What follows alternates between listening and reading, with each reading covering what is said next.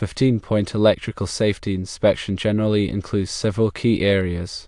Firstly, a panel inspection is conducted. This involves verifying the correct amperage and circuit breaker sizes, checking for loose or damaged wires, and ensuring proper grounding within the electrical panel. Secondly, a wiring inspection is performed. This examines the condition of electrical wiring throughout the house, identifying any hazardous wiring practices such as overloaded circuits or improper splices. Thirdly, receptacles and outlets are inspected. Each receptacle is tested for proper grounding and polarity, with checks for loose or damaged outlets. Arc fault circuit interrupter protection, where applicable, is also verified.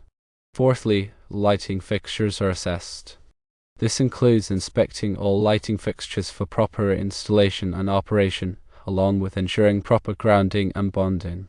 Fifthly, smoke and carbon monoxide detectors are tested.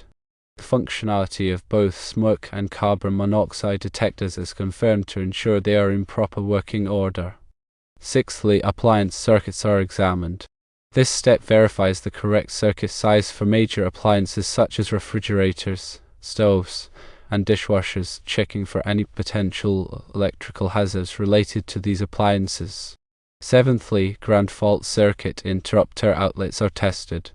This involves testing all ground fault circuit interrupter outlets in kitchens, bathrooms, and outdoor areas to confirm their functionality. Eighthly, electrical voltage is measured. The electrical voltage is measured at various points in the house to ensure it is within acceptable ranges. Ninthly, the exterior electrical system is inspected.